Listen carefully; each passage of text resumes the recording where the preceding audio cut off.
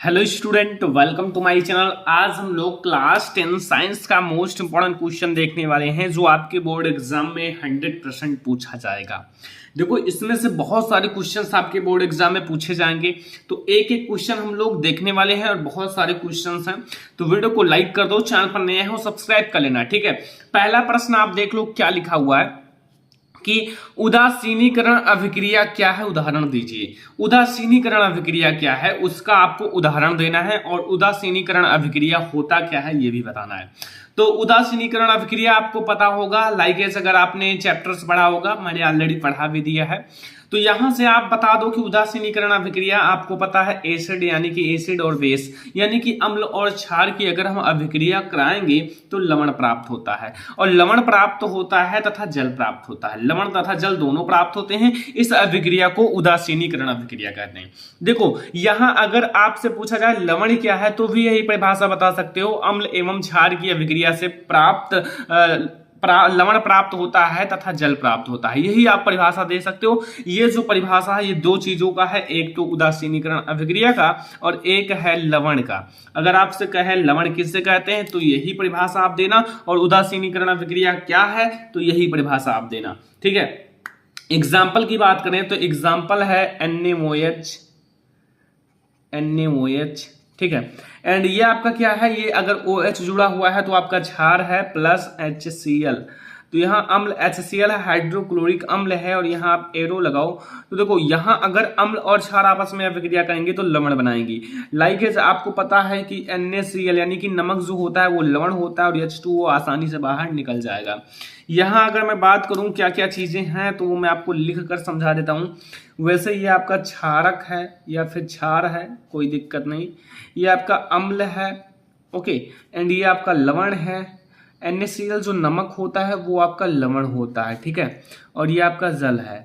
तो यहां से अगर आपसे कोई कहे कि इसका रिएक्शन लिखिए तो आप यही लिख देना, ठीक है। रिएक्शन काफी ज्यादा इजी है। इसमें आपको चाहे अम्ल पहले लो या क्षार, चाहे क्षार चाहे अम्ल, कोई दिक्कत नहीं, किसी को भी आप पहले ले सकते हो। फिर यहां आपका लवण बन जाएगा और इधर आपका जल बाहर निकल जाएगा, ठीक है। तो प्रश्न नंबर फर्स्ट आपको समझ में आ गया होगा, आखिर उदासीनीकरण अभिक्रिया क्या है, उदाहरण दीजिए, ठीक है। दूसरा क्वेश्चन आप देखो, दूसरा क्वेश्चन क्या कह रहा है कि एथिल अल्कोहल के दो उपयोग लिखिए। एथिल अल्कोहल का नाम सुना होगा, उसका दो उपयोग लिखना है, ठीक है। तो एथिल अल्कोहल का दो उपयोग number first and number second हमें बताना है। तो देखो, एथिल अल्कोहल का उपयोग आपसे कभी कभी पूछा जाता है, बहुत ज्यादा इंपॉर्टेंट भी है, तो इसलिए मैं आपको बता देता हूं। पहला आप एथिल अल्कोहल का उपयोग समझो। पहला है शराब तथा अन्य अल्कोहलीय पदार्थ बनाने में। देखो, जो शराब बनता है उसमें काफी ज्यादा % अल्कोहल पाया जाता है, तो एथिल अल्कोहल उसमें बहुत ज्यादा पाया जाता है। और सारे जो अल्कोहलीय पदार्थ हैं, पीने वाले पेय पदार्थ बनाने में, तो ये जो होता है अल्कोहल से मिलकर बना होता है, बहुत ज्यादा इसमें अल्कोहल पाया जाता है। तो इसीलिए इसका जो प्रमुख उपयोग है वो होता है शराब या अल्कोहलीय पेय पदार्थ बनाने में, क्योंकि शराब में जो है ना बहुत ज्यादा अल्कोहल पाया जाता है। और जो अल्कोहलीय पेय पदार्थ हैं वो भी लाइक बहुत सारे होंगे जो आप जानते होंगे, नहीं जानते हो तो कोई दिक्कत नहीं, आप इतना याद रखो। दूसरा है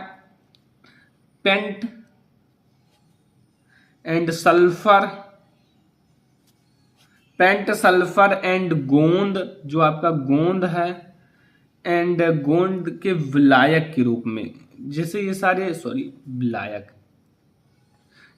विलायक के रूप में उपयोग किए जाते हैं। लाइक प्रयोगशाला में विलायक के रूप में इन सब का उपयोग होता है, और वैसे भी इनका उपयोग होता रहता है। तो यहां से आपको दो उपयोग समझ में आया। नंबर फर्स्ट मैंने बताया कि जैसे शराब तथा अन्य अल्कोहलीय पेय पदार्थ बनाने में, दूसरा पेंट सल्फर गोंद के विलायक के रूप में, ठीक है। तो यहां से आपको समझ में आ गया, पेंट बनाया जाता है, सल्फर बनाया जाता है गोंद के विलायक के रूप में, ठीक है। गोंद भी बनाया जाता है विलायक के रूप में, ठीक है। अगला देखो, प्रश्न नंबर 3 क्या कह रहा है कि जीवन के अनुरक्षण के लिए हम किन प्रक्रमों को आवश्यक मानेंगे। जो जीवन के अनुरक्षण हैं उनके लिए हम किन प्रक्रमों को आवश्यक मानेंगे। देखो, आपको पता है, अगर आप जैव प्रक्रम चैप्टर पढ़े होंगे तो कई सारे नॉलेज आपको होंगे अभी से, ठीक है। और अगर आपने नहीं पढ़ा है तो हो सकता है ये सारी चीज़ें आपको नहीं पता हो। ये एनसीईआरटी का आपका है, तो एनसीईआरटी का बुक अगर आप नहीं पढ़ रहे हो तो पढ़ो, क्योंकि एनसीईआरटी से ये सारे क्वेश्चंस लिए जा रहे हैं और बहुत ज़्यादा इंपॉर्टेंट है एनसीईआरटी का क्वेश्चन। तो यहाँ हम लोग इसका उत्तर पर बात कर लेते हैं। देखो उत्तर क्या है कि जीव के अनुरक्षण के लिए, जैसे जीवन के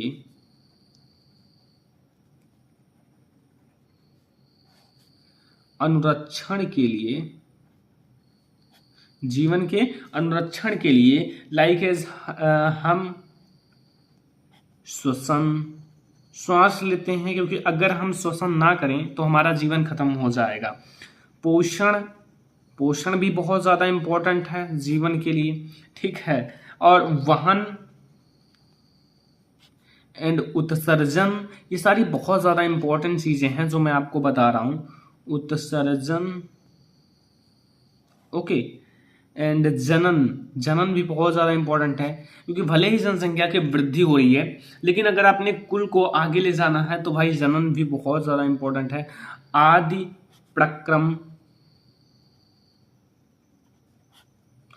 प्रक्रमों को आवश्यक मानेंगे। क्या मानेंगे?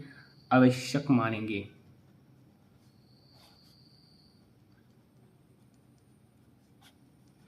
तो यहां से अगर आपसे पूछा जाए तो जीवन के अनुरक्षण के लिए हम श्वसन, पोषण, वहन, उत्सर्जन, जनन, ये सारी बहुत ज़्यादा इम्पोर्टेंट हैं। और अगर इतनी सारी चीज़ें हैं तो अच्छी बात है, और हाँ ये बहुत ज़्यादा इम्पोर्टेंट है जीवन के अनुरक्षण के लिए।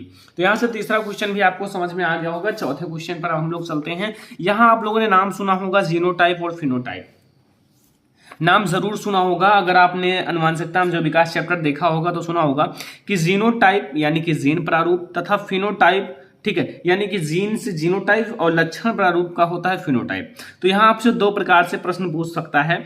एक तो लक्षण प्रारूप तथा जीन प्रारूप किससे कहते हैं, और दूसरा पूछता है कि जीनोटाइप तथा फिनोटाइप में अंतर बताइए या कीजिए।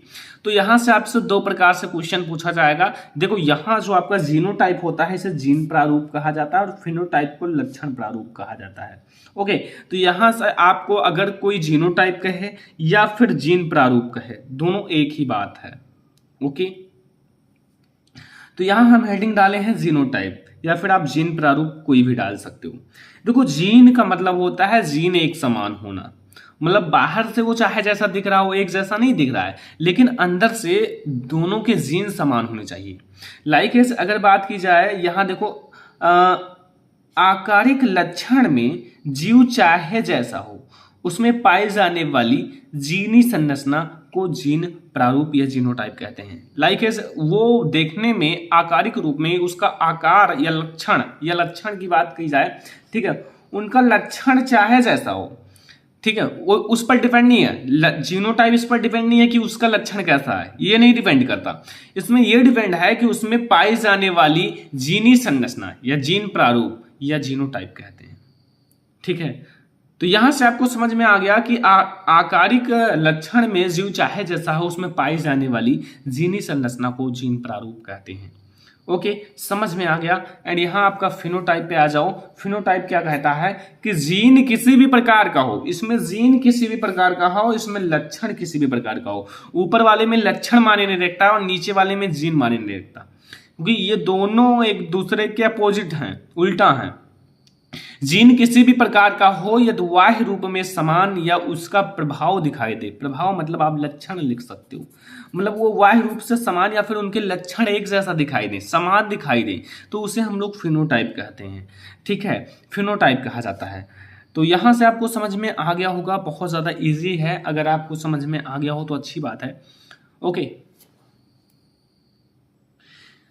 ये दोनों चीजें आप उस लेसन में पढ़ोगे जब अनुवांशिकता में जो विकास चैप्टर पढ़ोगे, और उसमें पढ़ोगे क्या पढ़ोगे, उसमें जब आप लोग पढ़ोगे एक संकरण यानी कि सिंगल हाइब्रिड क्रॉस, एंड यहाँ द्विसंकर संकरण, तो वहां आप पढ़ोगे बहुत अच्छे से। ऑलरेडी मैंने पढ़ाया है, नहीं जानते हो तो देख लेना। एंड यहाँ अब अगला क्वेश्चन है कि किस रंग के लिए, प्रकाश के लिए, जैसे किस रंग के लिए प्रकाश, जैसे कई रंग का होता है, 7 रंग का होता है, आप लोगों ने पढ़ा होगा बीपी की ओर, के लिए कांच का अपवर्तनांक अधिकतम तथा न्यूनतम होता है। जो कांच होता है इसका अपवर्तनांक अधिकतम तथा न्यूनतम होता है। लाइक यहाँ अगर बात की जाए तो ये क्वेश्चन 2 कलर पर केवल डिपेंड है, एक तो है बैगनी, एक है लाल, ये 2 रंगों पर डिपेंड है। अब बैगनी का अधिकतम ज्यादा होगा या लाल रंग का अधिकतम ज्यादा होगा, क्योंकि ऊपर नीचे वाले ही लिए जाते हैं, तो ऊपर नीचे बैगनी या लाल होता है। तो यहाँ आप बताओ बैगनी रंग का अधिकतम अपवर्तनांक होगा या लाल रंग का। तो दोनों का कंफ्यूजन क्लियर करते हुए मैं आपको बता दूं, बैगनी रंग के लिए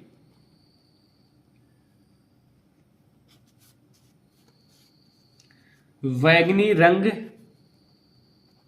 के लिए अधिकतम, बैगनी रंग का जो अपवर्तनांक होता है वो अधिकतम होता है और तरंगदैर्घ्य कम होता है, तथा लाल रंग के लिए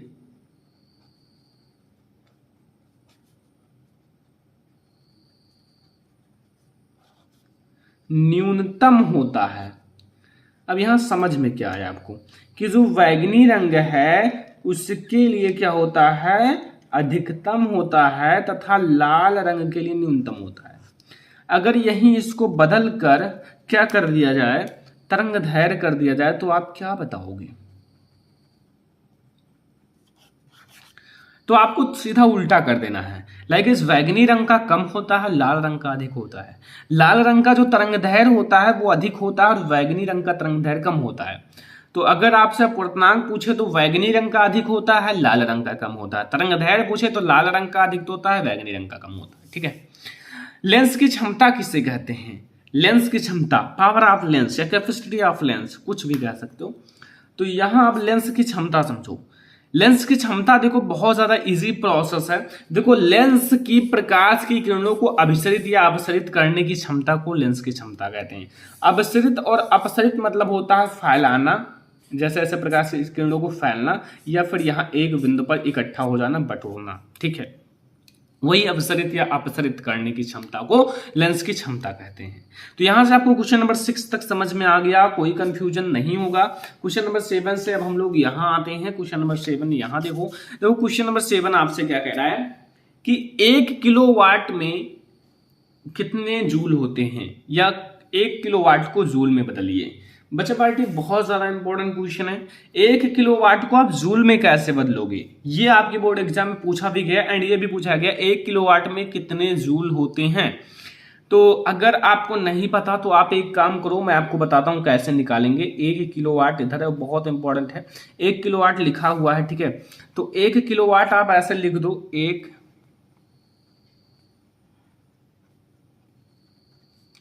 1 किलोवाट घंटा है, सॉरी 1 किलोवाट घंटा है। ठीक है। अब यहां आपसे प्रश्न पूछेगा कि 1 किलोवाट घंटा को जूल में बदलिए। तो आपसे यह प्रश्न पूछा जाता है कि 1 किलोवाट घंटा में कितने जूल होते हैं। 1 किलोवाट घंटा में कितने जूल होते हैं। तो अगर आप ये नहीं जानते हैं तो अभी आपको पता चल जाएगा, क्योंकि 1 किलोवाट घंटा में पहले आप 1 किलोवाट घंटा लिख दो। ठीक है, ये आपसे बहुत ज्यादा इंपॉर्टेंट क्वेश्चन पूछ रहा है। अब देखो यहां आप इसमें 2 चीजें मिलकर बनी, एक तो 1 किलोवाट और 1 घंटा। तो इन दोनों को इधर अलग अलग लिख लो। लाइक 1 किलोवाट ऐसे लिख लो, एक आगे लिख लो किलोवाट, और इनटू आप 1 घंटा कर लो, 1 घंटा। ये है 1 किलोवाट और ये है 1 घंटा। ठीक है। 1 किलोवाट में कितने वाट होते हैं? 10 की घात 3, क्योंकि 1 किलो मतलब 1000 वाट, ये है 1000 वाट। एंड ये है एक घंटे में कितने सेकंड होते हैं? 3600 सेकंड। पता होगा कि नहीं पता है? पता होगा। चलो इतना आपको अगर समझ में आ गया तो आगे समझ में आ जाएगा। ये जो वाट लिखा हुआ है, वाट को हम लोग एक चीज लिख सकते हैं। क्या लिख सकते हैं जानते हो? जूल बटा सेकंड लिख सकते हैं, आप याद रखना। और ये 3600 है ही सेकंड। ठीक है। अब देखो एक बात समझो, यहां क्या होगा, यहां सेकंड से सेकंड कट जाएगा कि नहीं, नीचे ऊपर कट जाएगा। तो यहां 10 की घात 3 इंटू 3600 जूल आ जाएगा। अब इसको आप लोग एक चीज लिख सकते हो जो कि आप लोग याद रखना, हमेशा याद रखो, इसे हम लोग लिख सकते हैं यहाँ 3.6 और यहाँ 2 जीरो और यहाँ 3 एंड यहाँ 1 पॉइंट, तो इधर 1 2 3, इधर 1 2 3, 10 की घात 6 जूल। तो यहाँ अगर बात की जाए करेक्टली जो आपका आंसर आएगा वो इतना ही आएगा, 3.6 इंटू 10⁶ जूल। ठीक है, यही आपका आंसर हो जाएगा और बहुत ज़्यादा इंपॉर्टेंट था इसलिए मैंने आपको बता दिया। यहाँ से आपका ये क्वेश्चन लग चुका है, बहुत अच्छा क्वेश्चन था और आप लोगों को भी समझ में आ ही गया होगा, कोई दिक्कत नहीं होगा। अगला क्वेश्चन पे आओ, देखते हैं। बहुत इंपॉर्टेंट क्वेश्चन है, VIMP क्वेश्चन, क्योंकि ये सारे क्वेश्चंस आपके बोर्ड एग्जाम के लिए इंपॉर्टेंट है। 10 सेंटीमीटर फोकस दूरी वाले उत्तल लेंस की 20 सेंटीमीटर दूर, देखो यहाँ फोकस दूरी दी हुई है एंड यहाँ 20 सेंटीमीटर दूर यानी कि वस्तु दिया हुआ है। 10 सेंटीमीटर लंबी, लंबी लिखा हो तो वो आपका आवर्धन हो जाता है, आवर्धन। एक मोमबत्ती रखी हुई है, लेंस से बने मोमबत्ती के प्रतिबिंब की स्थिति, प्राकृत तथा लंबाई ज्ञात कीजिए। प्रतिबिंब की आप प्रतिबिंब कितना सेंटीमीटर पे है ये ज्ञात करना है, और जो प्रतिबिंब है वो उसकी कितनी लंबाई है ये ज्ञात करना है, और स्थिति ज्ञात करना है। ठीक है, चलो कोई दिक्कत नहीं। यहां आपका U कितना दिया हुआ है, U पहले लिखो। U आपका दिया हुआ है बच्चे पार्टी 20 सेंटीमीटर, कितना दिया हुआ है 20, लेकिन उत्तल लेंस लिखा हुआ है, तो उत्तल लेंस में जो होता है आपका हर एक चीज में U जो होगा वो माइनस में होगा, चिन्ह प्रॉपर्टी आप ध्यान में रखो। एंड F कितना है, F आपका है 10 सेंटीमीटर, लेकिन अगर आप याद रखो उत्तल लेंस में जो ये होता है फोकस दूरी, ये प्लस होता है। अब V हमें ज्ञात करना है तो ऐसे आप क्वेश्चन मार्क लगा लो। ठीक है, V ज्ञात करना है तो यहां हम लोग ज्ञात कर लेते हैं। यहां आप लेंस का सूत्र जानते हो, लेंस के सूत्र से देखो मैं आपको अच्छे से बता रहा हूं, जैसा आपसे बता रहा हूं वैसा ही आप अपने बोर्ड एग्जाम में लिख देना, लेंस के सूत्र से।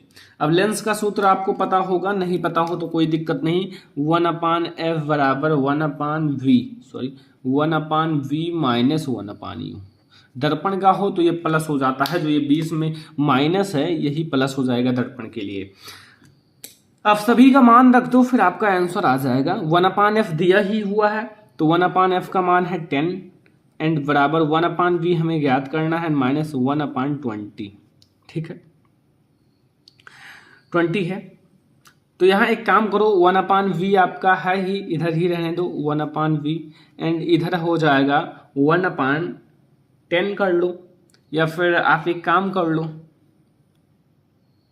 हाँ एक बात याद रखो, यहाँ 20 दिया हुआ है लेकिन माइनस में है तो यहाँ माइनस माइनस प्लस हो जाएगा। ठीक है, क्योंकि यहाँ -20 दी हुई है तो यहाँ 1/10 और इधर ही पक्षांतर कर लो 1/20 को। ठीक है, क्योंकि यहाँ आपको पता है कि ये माइनस था बट ये -20 है तो यहाँ माइनस माइनस प्लस हो जाएगा, आपको पता होगा। तो 1/v ओके, और इसका अगर एलसीएम ज्ञात करोगे तो आई होप 20 आएगा, 20 ही आएगा। तो यहाँ दुक्का जाएगा, यहाँ एक चक्कर जाएगा, तो 1/v बराबर 1/20, 1/20। तो यहाँ अगर बात की जाए v बराबर 20 सेंटीमीटर, तो यहाँ जो v का मान आया वो 20 सेंटीमीटर, 20 सेंटीमीटर v का मान v है, u का मान v है भाई, माइनस में 20 सेंटीमीटर, ये प्लस में 20 सेंटीमीटर। तो इसका मतलब जो ये है ये ऐसे कोई लेंस है तो ये इधर बनेगा, ये इधर बनेगा, क्योंकि इधर मतलब इधर की चीजें माइनस होती हैं और इधर की चीजें प्लस होती है। अभी मैं आपको समझाता हूँ, लिख कर समझाऊंगा। यहाँ आप स्थिति लिख दो बस, कोई दिक्कत नहीं, चित्र नहीं बनाना है इसमें। ठीक है, तो v का मान धनात्मक है अतः प्रतिबिंब लेंस से 20 सेंटीमीटर दूर लेंस की दूसरी ओर बनेगा, लेंस की दूसरी ओर बनेगा। देखो v का मान क्या है, धनात्मक है, अतः जो प्रतिबिंब है लेंस की दूसरी ओर बनेगा।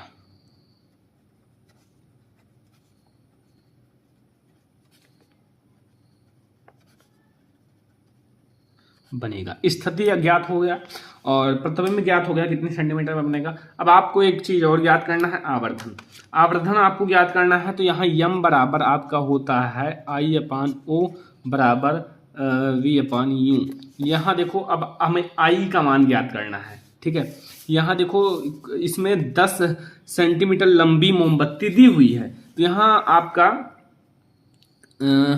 हमें I ज्ञात करना है ना, I यानी कि प्रतिबिंब की लंबाई, वस्तु की लंबाई दी हुई है ऑब्जेक्ट, तो यहाँ हमें I ज्ञात, ये हटा लो, अब ये केवल I/O कितना दिया हुआ है, O हमारा कितना दिया हुआ है, अभी आप लोगों ने देखा है O आपका 10 सेंटीमीटर लंबा है, हाँ 10 सेंटीमीटर, तो यहाँ 10 सेंटीमीटर एंड बराबर V आपका कितना है, V अभी हम लोगों ने ज्ञात किया है